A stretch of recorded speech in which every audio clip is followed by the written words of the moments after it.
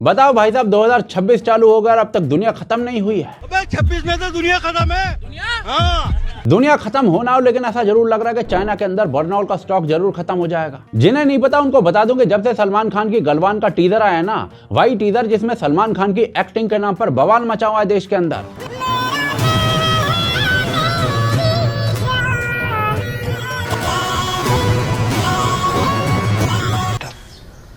तुमसे ना हो पाएगा। एक साफ लो बजट वाला टीजर जिसे खुद देखकर भारत में लोग सलमान खान को रोस्ट कर रहे थे, उसी टीजर पर चाइना जो खुद को इकोनॉमिक सुपर पावर कहता है, वो पूरी तरीके से तिल मिला चुका है। टीजर आया तो इसकी झलक पड़ोसी देश चीन ने भी देखी। अब चीन की नजर जैसे ही सलमान खान की फिल्म पर पड़ी, उससे मिर्ची लग। गलवान पर फिल्म से डरा ड्रैगन। दरअसल आपको याद है, सलमान खान की आने वाली फिल्म का टीजर रिलीज हुआ बैटल ऑफ गलवान का।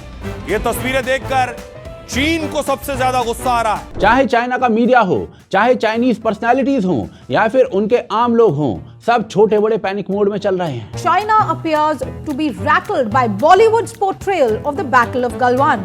Beijing has slammed superstar Salman Khan's upcoming Galwan film, Battle of Galwan, calling it over-the-top drama and warning against what it claims is distortion of fact. और इसी बीच में भारत सरकार ने भी अपना स्टैंड बिल्कुल साफ कर दिया है। भारत में कैसी फिल्म बनेगी, कैसी नहीं बनेगी, भारत तय करेगा। किसी दूसरे देश को मिर्ची लगती है तो लगती रहे। यानी साफ साफ शब्दों में कहें तो भारत ने चाइना को एक तरीके से बोल दिया है, मालूम है तेरे बाप को मत सिखा चल। और भाई साहब, अब सिर्फ गवर्नमेंट नहीं, आम इंडियंस भी चाइना के इस मेल्टडाउन को खुलकर रोस्ट कर रहे हैं। देश से झूठ बोला चाइनीज ने, लेकिन अब जब सच्चाई आएगी और सच्चाई में ये पता चलेगा कि कैसे चाइनीज जवानों को मारा गया, दिखा रहे हैं, सच दिखाया गया, वो चाइना को हजम नहीं हो रहा। लेकिन असली सवाल यहीं से शुरू होता है, आखिर चाइना को इतनी मिर्ची लग क्यों रही है? सच ये है कि चाइना को फर्क इस बात से नहीं पड़ता कि भारत कोई फिल्म बना रहा है। चाइना को फर्क इस बात से पड़ता है कि कहानी किस चीज के बारे में है। चाइना को फर्क इस बात से पड़ता है कि गलवान जैसी घटना अब सिनेमा के जरिए ग्लोबल स्क्रीन पर पहुंच सकती है। यानी फिल्म भले ही ढीली दिख रही हो, टीजर भले ही कमजोर दिख रहा हो, लेकिन सब्जेक्ट इतना स्ट्रांग है कि चाइना अनकंफर्टेबल हो जाए। और जरा सोचिए कि आज एक हाफ बेक टीजर भी चाइना को परेशान कर सकता है, तो कल अगर यही कहानी पूरी सीरियसनेस, टाइट राइटिंग और कंट्रोल के साथ आ गई, तो मेल्टडाउन किस लेवल का हो जाएगा। आज के वीडियो में हम यही जानने की कोशिश करेंगे कि गलवान से जुड़ी हुई वो कौन सी सच्चाई है, कौन सी घटनाएं हैं जिसे चाइना आज भी छुपाना चाहता है। 38 Chinese troops perished in Galwan. They've come forward and said 4 people, or they've awarded 4 people medals posthumously. But now it's emerged, this report has emerged, suggesting it's much, much higher, around 38. There are varying reports, but 38 seems to be the popular number. आइए जानते हैं इस video के भीतर।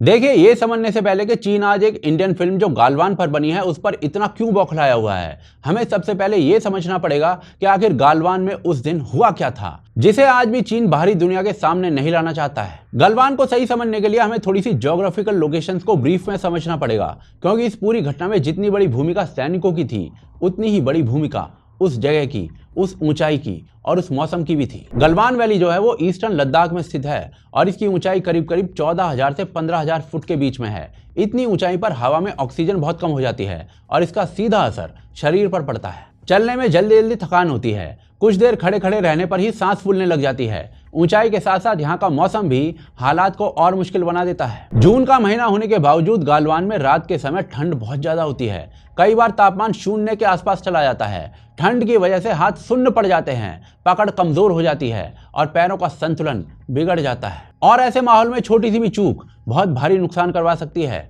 ऊपर से Galwan valley किसी भी तरीके का खुला मैदान नहीं है, ये एक संकरी घाटी है जिसके दोनों तरफ ऊंची और खड़ी पहाड़ियां हैं। नीचे गलवान नदी बहती है जो आगे जाकर श्योक नदी में मिल जाती है। नदी के किनारे की जमीन फिसलन से भरी होती है। ऊपर पहाड़ियों पर ढीले पत्थर और खिसकने वाली मिट्टी होती है और ऐसी जगह पर ना ठीक से दौड़ा जा सकता है, ना ही आसानी से इधर उधर हुआ जा सकता है। तो अब सवाल ये उठता है कि आखिर गलवान जैसे इतने डिफिकल्ट क्षेत्र में आखिर ये सब हुआ क्या था। तो जी इसके लिए हमें 2020 की शुरुआत में जाना पड़ेगा। उस समय ईस्टर्न लद्दाख में चीन की तरफ से गतिविधियां बढ़ रही थी। पैंगोंग त्सो, हॉट स्प्रिंग्स, गोग्रा और देपसांग प्लेन्स जैसे इलाकों में चीनी सैनिकों की आवाजाही वो बढ़ती दिख रही थी और साफ साफ दिख रहा था कि वो इंडियन सॉवरेनिटी को कॉम्प्रोमाइज करना चाह रहे हैं। गालवान भी इस पूरे बड़े इलाके का हिस्सा था। यहाँ चीन की तरफ से धीरे धीरे आगे बढ़ते हुए अस्थायी टेंट और ढांचे लगाए जाने लग गए थे। ये ढांचे पहले से तय गश्त की सीमाओं से आगे खड़े किए जा रहे थे। लाइन ऑफ एक्चुअल कंट्रोल कोई साफ साफ खींची हुई रेखा नहीं है, लेकिन दशकों से दोनों सेनाएं कुछ तय सीमाओं के हिसाब से गश्त करती रही हैं और इन सीमाओं से आगे बढ़ना सीधे तौर पर प्रोवोकेशन है। जब 16 बिहार रेजिमेंट के भारतीय जवानों ने चीनियों की ये हरकत देखी तो इसकी जानकारी ऊपर तक भेजी गई। भारत ने इसके बाद चाइना को वार्निंग दी कि आप अपनी ये जो भी हरकत है उसको कंट्रोल में रखो। इनफैक्ट सेना के बड़े बड़े अफसरों ने चाइना के साथ बाकायदा कई बैठकें की ताकि हालात को बिगड़ने से रोका जा सके। और इन बैठकों के बाद 6 जून 2020 को दोनों देशों के वरिष्ठ सैन्य अधिकारियों के बीच एक समझ बन गई। तय हुआ कि आगे बढ़े हुए सैनिक पीछे हटेंगे, जो अस्थायी ढांचे खड़े किए गए हैं उन्हें भी तोड़ा जाएगा। लेकिन सेना में एक नियम होता है, किसी भी बात को मान लेने से पहले जमीन पर जांच की जाती है। बिना देखे ये नहीं माना जाता कि सामने वाला वही कर रहा होगा जो बैठकों में तय किया गया है। और इसी वजह से जांच के लिए एक गश्ती दल भेजा गया। 15 जून 2020 की उस रात को यही जांच करने के लिए फैसला किया गया था। उस समय गलवान इलाके की जिम्मेदारी 16 बिहार रेजिमेंट के पास थी और उनके कमांडिंग अफसर कर्नल बिक्कुमल्ला संतोष बाबू थे। उनकी जिम्मेदारी थी कि वो ये पक्का करें कि समझौते की बात जमीन पर लागू हो रही है या नहीं हो रही है। इसी वजह से उन्होंने खुद जांच दल की अगुवाई करने का फैसला किया। यह दल कोई बड़ा दल नहीं था, इसका मकसद लड़ाई करना नहीं था, भारी हथियार या अतिरिक्त जवान भी इनके पास नहीं थे। उद्देश्य सिर्फ इतना था कि जाकर यह देखा जाए कि अस्थायी ढांचे हटाए गए हैं या नहीं। रात के समय गश्त इसलिए की गई ताकि हालात बेवजह ना बिगड़ें और कोई गलत संदेश ना जाए। जब भारतीय जवान तय जगह पर पहुंचे तो साफ दिखा कि चीनी ढांचे अभी भी वहीं पर खड़े हुए हैं, यानी जो बात बैठकों में मानी गई थी वो जमीन पर लागू नहीं की गई थी। कर्नल संतोष बाबू ने वहां मौजूद चीनी सैनिकों से बात की और साफ कहा कि जो तय हुआ था उसके हिसाब से ढांचे हटा लो भाई। और ये बात बहुत शांति के साथ की गई थी, लेकिन सामने चीनियों को मानो अलग ही कीड़ा काटा हुआ था। उनका जवाब काफी सख्त और आक्रामक था और इसका रीजन भी था। उस जगह चीनी सैनिकों की संख्या भारतीय दल से कई गुना ज्यादा थी। कहा जाता है कि 3000 के करीब चीनी फौजी थे। बस फिर क्या था, कुछ ही समय में बातचीत हाथापाई में बदल गई। चीनियों ने जानबूझकर आक्रामक रवैया अपनाया। पर अब सबसे अहम बात यहाँ पर यह आ जाती है कि जब दोनों तरफ के जवानों के पास हथियार थे फिर भी एक भी गोली क्यों नहीं चली। इसका कारण यह था कि भारत और चीन के बीच में हुए पहले से ही समझौतों में तय किया गया था कि सीमा के पास बंदूक का इस्तेमाल नहीं किया जाएगा। और इसी वजह से ये लड़ाई हाथों से होने लगी। घूंसे चले, डंडे चले, लोहे की रॉड चली और आसपास पड़ी चीजों का इस्तेमाल किया गया। और ये सब कुछ उस जगह पर हो रहा था जहां पर खड़ा होना भी मुश्किल था। संकरी पहाड़ियों की वजह से पीछे हटने की जगह तक नहीं थी। ढीले पत्थरों की वजह से बार बार पैर फिसल रहे थे। नीचे तेज बहती गलवान नदी थी और इस अफरा तफरी में कई भारतीय जवानों को धक्का भी लग गया था। वो संतुलन खोकर नदी में गिर गए थे। इतनी ऊंचाई और ठंडे पानी में गिरने का मतलब होता है कि शरीर कुछ ही मिनटों में खत्म हो जाता है। लेकिन इस टकराव की स्थिति में कम होने के बावजूद भी भारतीय आर्मी फिर भी नहीं झुकी। चीनियों की इतनी बड़ी फौज होने के बावजूद संतोष बाबू की लीडरशिप में हमारे जवानों ने बहुत से चीनियों को ठिकाने लगा दिया। और इसी पूरे क्लैश के दौरान कर्नल संतोष बाबू को गंभीर चोटें आई और बाद में उनकी मृत्यु हो गई। जब तक हालात को किसी तरीके से काबू में किया गया तब तक 20 भारतीय जवान अपनी जान गंवा चुके थे। वहीं दूसरी तरफ भयंकर चाइनीज कैजुअल्टीज हुई थी। आप कई रिपोर्ट्स की माने तो 40 से ज्यादा चीनी सैनिकों को इस झड़प में ठोक दिया गया था और ये चाइना के लिए बहुत बड़ी एम्बेरसमेंट थी। इतनी आर्मी होने के बावजूद भारत से दुगने घायल और कैजुअलिटीज चाइनीज साइड पर हुई थी। चाइनीज साइड को एक बहुत बड़ा झटका लगा था और वो एक्सपेक्ट ही नहीं कर रहे थे कि भारत इस तरीके से रिटेलिएट करेगा। बस फिर क्या था, गलवान चीन के लिए खुला जख्म बन गया और इसे छुपाने की कोशिश शुरू कर दी गई।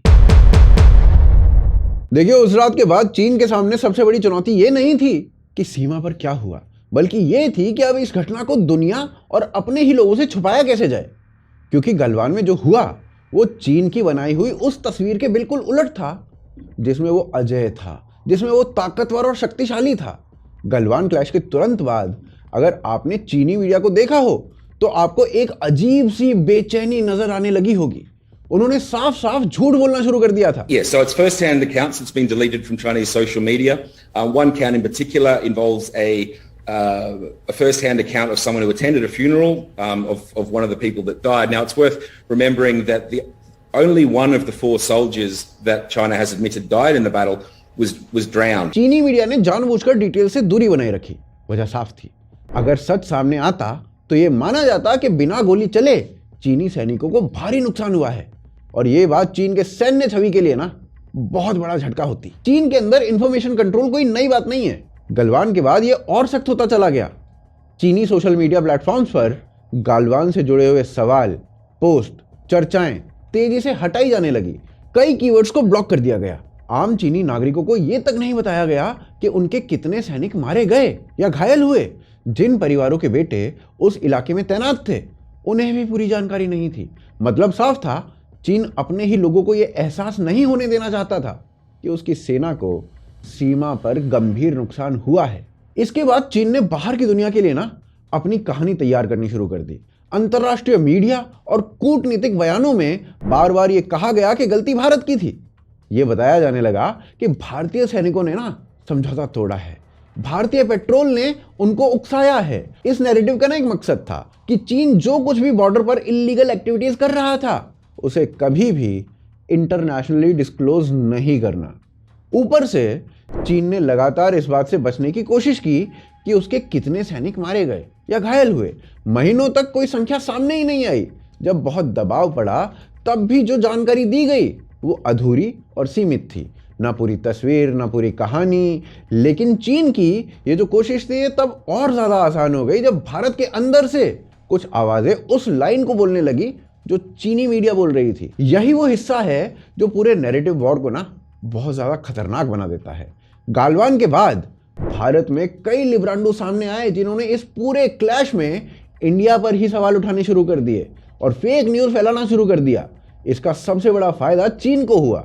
जब विदेशी मीडिया ने भारत के ही कुछ कमेंटेटर्स को कोट करना शुरू किया तो चीन के लिए ये कहना बहुत आसान हो गया। देखिए, खुद भारत के लोग मान रहे हैं कि गलती उनकी तरफ से थी। यानी एक बात साफ थी, एक तरफ चीन अपने नुकसान को छुपा रहा था और दूसरी तरफ भारत के अंदर से उठती हुई कुछ आवाजें वो अनजाने या जानबूझ के उसी नैरेटिव को मजबूत कर रही थी जो चीन का था। ये वही दौर था जब गालवान सिर्फ एक बॉर्डर क्लैश नहीं रहा बल्कि एक नैरेटिव वॉर बन गया। और यही वजह है कि गालवान के बाद चीन हर उस चीज से डरने लगा जो इस घटना को फिर से चर्चा में ला सकती थी।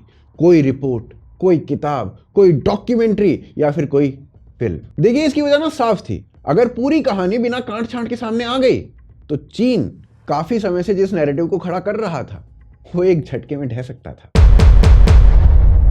देखिए, चीन की बौखलाहट का एक बड़ा कारण यह है कि चीन को बहुत पहले से यह समझ में आ चुका है कि सिनेमा अब सिर्फ मनोरंजन के लिए नहीं होता बल्कि ये नैरेटिव बनाने की मशीन होता है। जो काम किताबें, रिपोर्ट्स और डिप्लोमेटिक टॉक्स नहीं कर पाते वो काम फिल्में आसानी से कर देती हैं। और चीन ने इसी ताकत को समझकर सिनेमा को अपने ग्लोबल नैरेटिव का अहम हिस्सा बना लिया।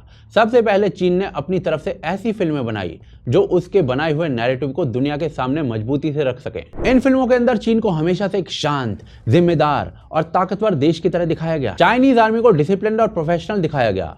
चीनी सिस्टम को एफिशिएंट बताया गया। अगर कहीं टकराव या फिर कॉन्फ्लिक्ट दिखाया भी जाता है तो कहानी इस तरीके से रखी जाती है कि चीन मजबूरी में एक कदम उठा रहा है और गलती सामने वाले की है। और इससे मैसेज ये जाता है कि चीन कभी गलत नहीं होता है, हालात उसे ऐसा करने पर मजबूर कर देते हैं। और ये सब सिर्फ चीन में बनने वाली फिल्मों के लिए नहीं है। चीन जानता है कि असली लड़ाई बाहर की दुनिया में है, क्योंकि ग्लोबल ओपिनियन वहीं से बनता है जो ग्लोबल ऑडियंस देखती है। और ग्लोबल ऑडियंस का सबसे बड़ा जरिया है हॉलीवुड। हॉलीवुड की फिल्में पूरी दुनिया देखती है, अमेरिका, यूरोप, एशिया, अफ्रीका, हर जगह। जो बात हॉलीवुड में दिखती है वही लोगों के दिमाग में बैठ जाती है। और इसीलिए चीन ने हॉलीवुड को नजरअंदाज नहीं किया। उसने बहुत साफ तरीके से वहां पर पैसा लगाना शुरू किया। चीनी कंपनियों ने बहुत बड़े बड़े हॉलीवुड स्टूडियोज और प्रोडक्शन हाउसेज में निवेश कर दिया। कई फिल्मों के बजट का हिस्सा चीन से आने लग गया। और इसका अब सीधा सीधा मतलब यह था कि चीन अब ऑडियंस नहीं बल्कि स्टेक होल्डर बन गया है। और जब कोई स्टेक होल्डर बन जाता है तो उसकी पसंद और नाराजगी दोनों मायने रखती है। हॉलीवुड स्टूडियोज को यह बात साफ दिखने लग गई थी कि चाइना एक बहुत बड़ा मार्केट है। अगर उनकी फिल्म चाइना में रिलीज हुई तो कमाई में भारी उछाल आ सकता है। वहीं अगर चाइना नाराज हो गया तो पूरी की पूरी फिल्म वहां पर बैन हो सकती है। और इस टाइप का रिस्क कोई भी स्टूडियो नहीं लेना चाहता था। और इसी वजह से स्क्रिप्ट लिखते समय ये सावधानी बरती जाने लगी। उदाहरण के तौर पर कई हॉलीवुड की फिल्मों में पहले चीन या चीनी सैनिकों को नेगेटिव रोल में दिखाया जाता था। बाद में जब चीनी पैसा और चीनी ऑडियंस आने लगी तो मानो पूरी हॉलीवुड के अंदर चीन की इमेज ही बदल गई। और ये सब इसलिए किया गया क्योंकि अब चाइना हॉलीवुड का एक बहुत बड़ा फाइनेंशियल पार्टनर बन चुका था। इनफैक्ट कुछ फिल्मों में तो खास तौर पर चाइना को खुश करने वाले सीन डाले जाने लगे। चाइनीज शहरों को मॉडर्न, क्लीन और एडवांस दिखाया जाने लगा जो पहले नहीं होता था। चाइनीज वैज्ञानिकों, इंजीनियर्स और प्रोफेशनल्स को स्मार्ट और कैपेबल दिखाया जाने लगा। यह दिखाया गया कि चाइनीज टेक्नोलॉजी और डेवलपमेंट इनमें बहुत आगे हैं। और ये संयोग नहीं था, ये एक सोची समझी रणनीति का हिस्सा था। और इसका असर ये हुआ कि ग्लोबल सिनेमा में चाइना ने अपने नैरेटिव को समय के साथ बहुत स्ट्रॉन्ग कर लिया। एक्चुअल में चीन सिनेमा को एक लॉन्ग टर्म इन्वेस्टमेंट की तरह देखता है। उसे पता है कि आज अगर एक फिल्म में उसकी इमेज सही दिखेगी तो उसका असर सालों तक पड़ेगा। लोग उसी बात को याद रखेंगे जो उन्होंने स्क्रीन पर देखा है। और इसी वजह से चीन ने और चीनी कंपनियों ने सिनेमा में पैसा लगाया, पार्टनरशिप बनाई और धीरे धीरे ग्लोबल नैरेटिव्स को अपने पक्ष में मोड़ने की कोशिश की। और इसमें वो काफी हद तक सफल भी रहे हैं। और यही कारण है कि जब भी कोई ऐसी फिल्म या कहानी सामने आती है जो इस बनी बनाई तस्वीर को, इस बनी बनाई इमेज को तोड़ सकती है, तो चीन असहज हो जाता है, क्योंकि शायद उन्हें पता है कि सिनेमा की ताकत बहुत बड़ी होती है। चीन शायद ये भी बात जानता है कि अगर आप सच्चाई के साथ एक फिल्म को बना रहे हो तो ये नैरेटिव वॉरफेयर जो है उसको जीतने के चांस और ज्यादा बढ़ जाते हैं। और शायद चीन को सलमान खान की गलवान के साथ ऐसा ही कुछ होता दिख रहा है। देखिए, यहां हमें यह समझना पड़ेगा कि अगर भारत सिनेमा को सच में गंभीरता से ले तो उसका असर कितना बड़ा हो सकता है। क्योंकि इस पूरी बहस में असली मुद्दा यह नहीं है कि कौन सा एक्टर है या टीजर कैसा है, बल्कि यह है कि कितनी बड़ी और संवेदनशील कहानी किस तरीके से पेश की जा रही है। जो टीजर सामने आया है उसमें सलमान खान की एक्टिंग कमजोर लगती है और यह बात सीधे तौर पर कही जानी चाहिए। एक्सप्रेशन बहुत ही लिमिटेड है, बॉडी लैंग्वेज वो तो फोर्स लगती है, डायलॉग डिलीवरी में वजन बिल्कुल भी नहीं है जो कि एक आर्मी ऑफिसर के किरदार में होना चाहिए। ऐसा लगता है कि किरदार के अंदर जाने की बजाय वही पुराना सलमान खान सामने आ गया है। इसी वजह से लोगों को एक क्रिंज लगा और इसमें ना कुछ भी अजीब नहीं है। और देखिए, ये भी समझना जरूरी है कि ऑडियंस अचानक से स्केप्टिकल नहीं हुई है। पिछले कई सालों में सलमान खान ने ऐसी ही फिल्में की हैं जिनमें मेहनत नहीं के बराबर होती थी और वो साफ नजर आता था। एक जैसे रोल्स, एक जैसे एक्सप्रेशंस, वही फेमिलियर स्टाइल। इसीलिए जब वही एक्टर एक सीरियस मिलिट्री सब्जेक्ट में दिखता है तो सवाल उठते हैं। ये रिएक्शन ना नेचुरल है और इसे इग्नोर नहीं किया जा सकता। समस्या यहां एक्टर से ज्यादा ना प्रेजेंटेशन की है। गलवान जैसी कहानी कोई मास फैंटेसी नहीं है। ये कोई ऐसी चीज नहीं है जिसे heavy background music, dramatic dialogues इनके सहारे चलाया जा सके। ये एक रियल घटना है जिसमें रियल लोग मरे हैं और रियल कॉन्सिक्वेंसेस हुए हैं। जब ऐसी कहानी को ओवर द टॉप तरीके से दिखाया जाता है ना तो उसका असर कम हो जाता है। यहां ना ये भी साफ दिखता है कि भारत अभी भी सिनेमा को एक स्ट्रैटेजिक टूल की तरह नहीं देखता है। हमारे यहां अक्सर फिल्म या तो पूरी तरीके से एंटरटेनमेंट बना दी जाती है या फिर सिर्फ भावनाओं के ऊपर छोड़ दी जाती है। लेकिन परसेप्शन बदलने के लिए कहानी को क्रेडिबल और बिलीवेबल दोनों बनाना जरूरी होता है। अगर एक्टिंग बिलीवेबल नहीं होगी तो ऑडियंस कनेक्ट नहीं करेगी। चाइना इसी वजह से सिनेमा को हल्के में बिल्कुल नहीं लेता है। चाइना को यह बात भली भांति पता है कि एक अच्छी तरीके से बनी हुई फिल्म लंबे समय तक अपना असर छोड़ के रखती है।